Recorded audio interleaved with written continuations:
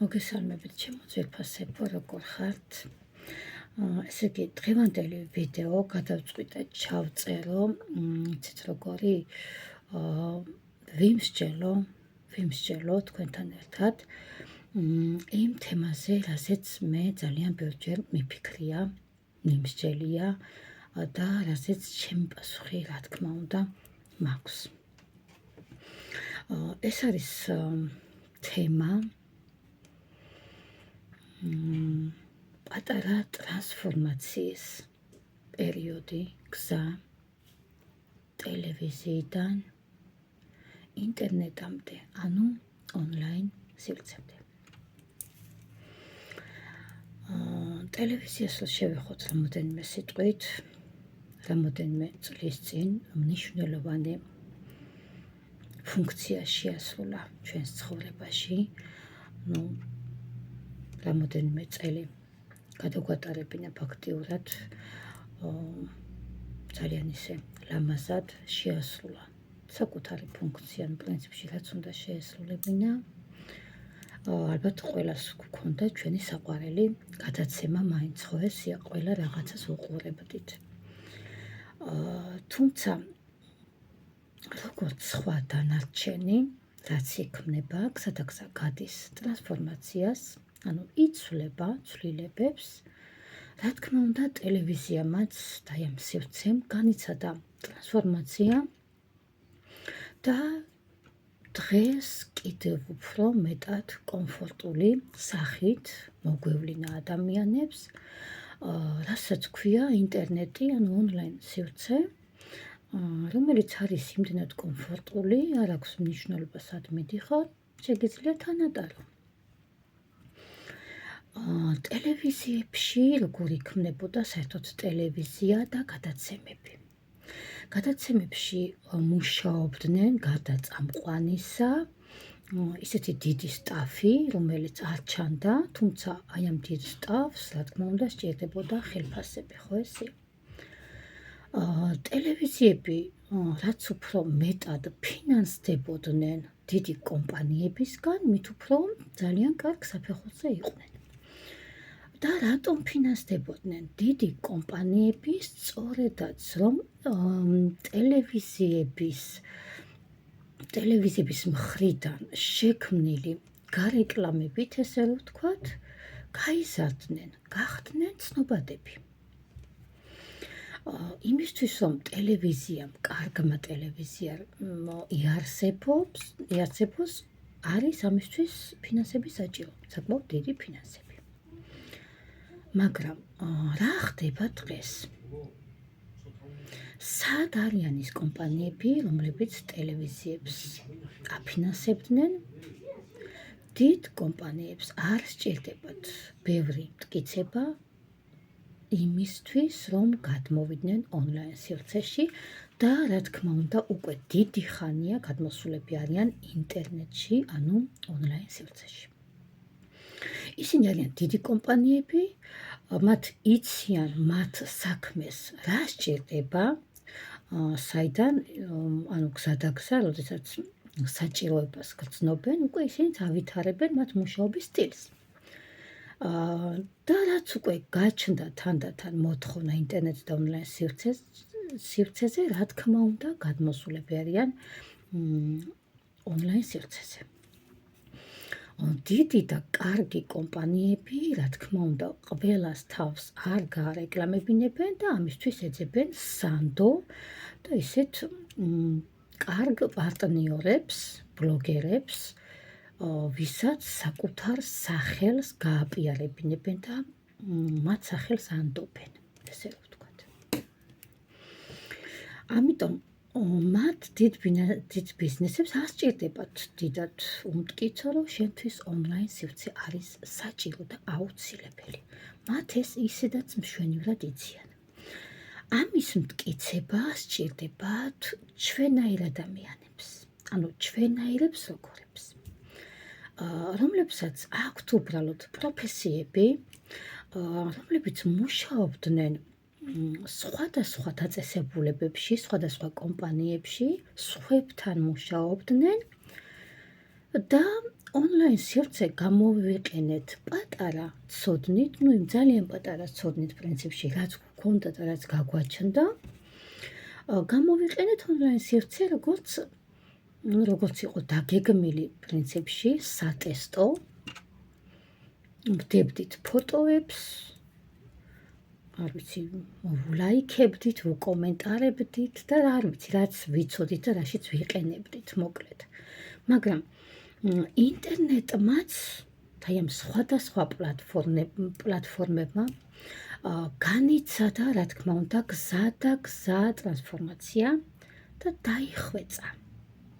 ისე, როგორც იხვეწება ნებისმიერი სიახლე, რაც შემოდის. მაგრამ როგორ ფიქრობთ ახლა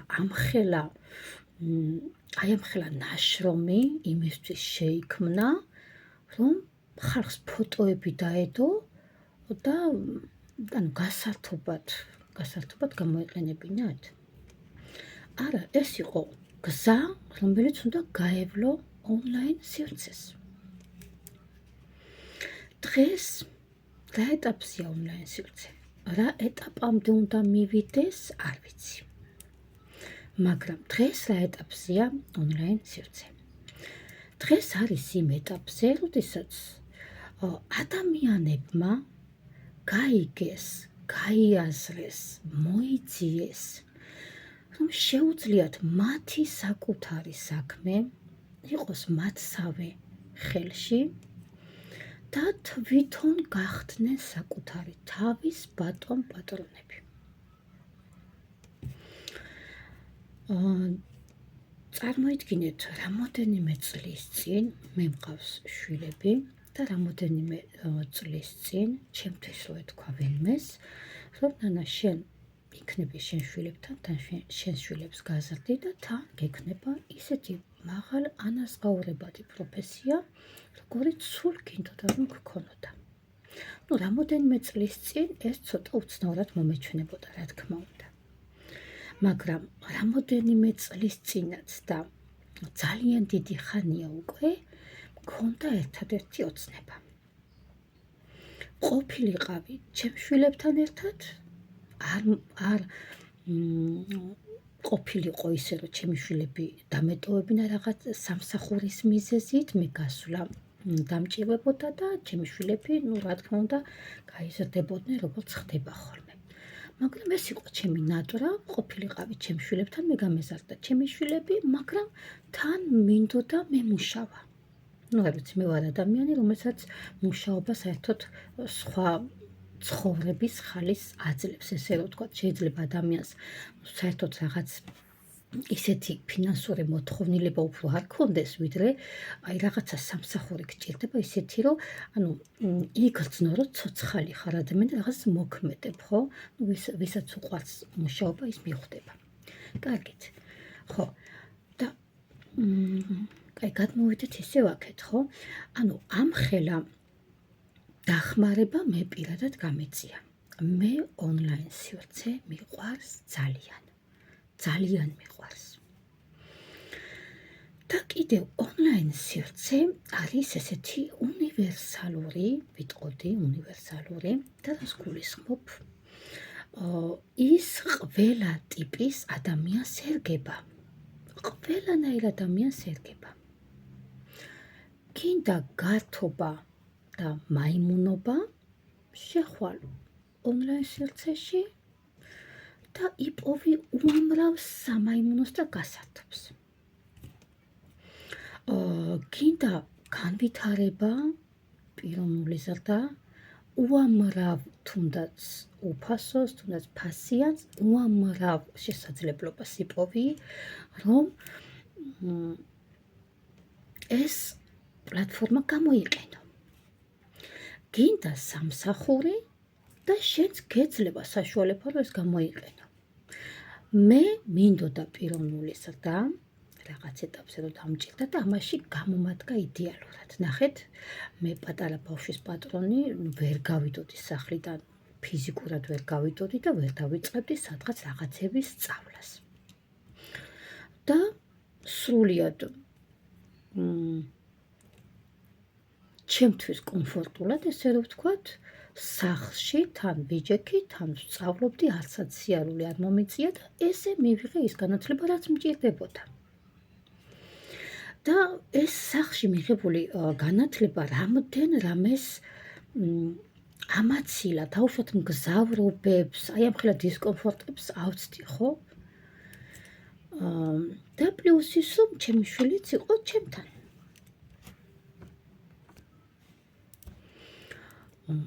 დღეს უკვე მჭირდებოდა ჩემი პროფესიების გამოსაყენებლად, მჭირდებოდა უკვე მუშაობა, სამსახური და ინტერნეტმა მომცა საშუალება, რომ ვიმუშაო. ამიტომ, რა თქმა უნდა, მე ამ შანსს ვიყენებ. და ძალიან ვცდილობ, რომ გამოვიყენო სწორად. ინტერნეტზე მე შემიძლია ძალიან ბევრი ვისაუბრო დადებითი. თუმცა ეს არ ნიშნავს იმას, რომ არ ვიცი მისი უარყოფითი მხარეები. როდესაც ონლაინ სივრცეში გადმოვდიოდი, გააზრებული მქონდა აბსოლუტურად, რა სივრცეს ვეხებოდი, რა სივრცეში გადმოვდიოდი და აი ამ ვარდისფერი სათვალე რო არ გამეკეთებინა და მხოლოდ კარგი და ლამაზი მხარეები არ დამენახა, რა თქმა უნდა, მე გავიაზრე ცუდი მხარეებიც. სამწუხაროდ ცუდ მხარეს ვინ ქმნის? ქმნიან ის ადამიანები, ვინც ვერ გაიაზრეს დღემდე და ვერ მიხვდნენ, რომ ეს სივრცე არ არის მხოლოდ და მხოლოდ სამაიმუნოდ შექმნილი. არ არის იმისთვის შექმნილი, მე მაგალითად ამ შემთხვევაში არ ვდებ ვიდეოს მაინც და მაინც იმისთვის, რომ აუცილებლად კომენტარი უნდა დამიტოვოს ვინმე. არა, მე ვდებ იმ ადამიანისთვის, ვისაც ეს სჭირდება. ანუ, როდესაც იციან ხოლმე ამის თქმა ხშირად, თუ არ გინდათ, ნუ დადებთ. არა, მინდა და უნდა დავდო. მაგრამ, როდესაც შენი თემა არ არის და შენ არ გეხება, უნდა გაატარო. ნახე, ადამიანები მუშაობენ. იყენებენ ამ პლატფორმას. ამიტომ ადამიანებს უნდა ეყოთ იმის კულტურა, იმისი გააზრება, ესე ერთმანეთის გვერდებზე არ ვუხდებოდეთ, არ ტოვებდეთ იმ კომენტარებს, რაც ესე თავში პირველი მოგვივა აზრი და ჩქარჩქარა სადღაც დავწეროთ და აი თუ მე ეს აზრი ცუდია. რატომ? იმიტომ რომ იმ გვერდის უკან დგას ადამიანი შემქმნელი, ვინც ამ ყველაფერს კითხულობს. რაღაც დონეზე ყველა მზად ვართ ამისთვის, როდესაც ვიწყებთ ესეთ საქმეს, ესეც გააზრებული გვაქვს, რა თქმა უნდა, რომ აი ესეთი ცუდი შედეგები შეიძლება მოიტანოს და ისევ აი ამ ადამიანებისგან, ვინც კიდევ ვერ გაიგო რა ხდება. და ფაქტიურად ადამიანები უარყოფენ ამ პლატფორმას, ამბობენ უარს ამ პლატფორმის გამოყენებაზე, ბევრი ქალბატონიც მათ შორის, მხოლოდ იმიტომ, რომ ვიდეოს ვერ დადებენ. რატომ? იმიტომ, რომ აი ესეთი რაღაცები არ მოყვეს შემდეგ.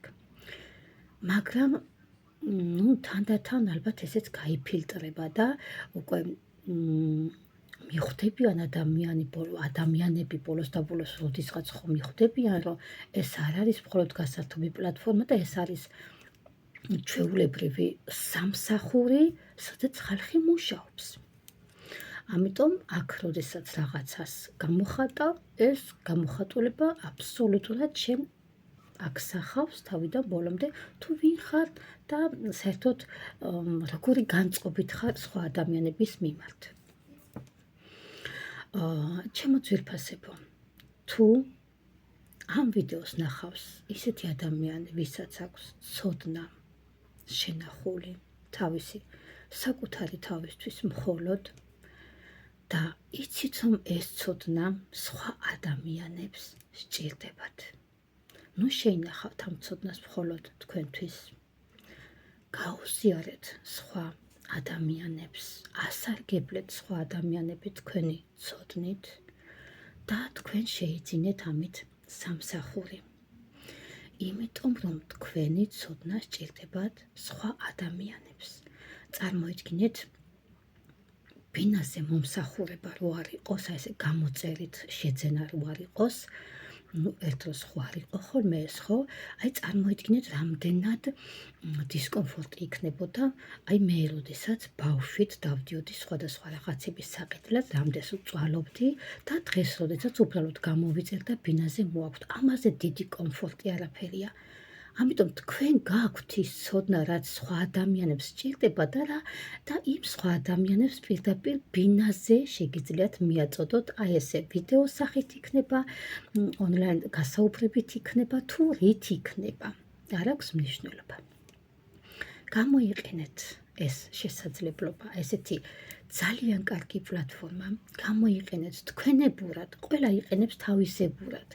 ყველა იყენებს თავისებურად, თქვენ გამოიყენეთ თქვენებურად და გამოიყენეთ ძალიან კარგად.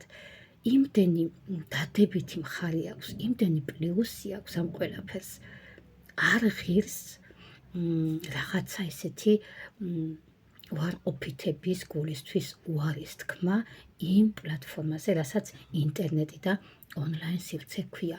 აი წარმოიდგინეთ, როდესაც არსებობდა, არ ვიცი, ცხენებით რო დადიოდნენ ადამიანები და ამ ადამიანებს, დღეს ვამბობდეთ, რომ არა, მე ცხენით უნდა ვიარო, იმიტომ რომ ავტომობილით მგზავრობა არ მინდა და ცხენით უნდა ვიმგზავრო.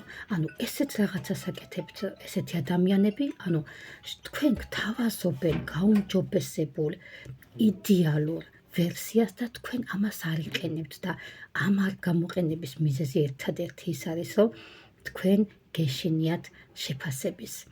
არც ერთი ადამიანის შეფასება არ ღირს იმად, რომ თქვენი პროფესია ონლაინ სივრცეში არ გამოაჩინოთ.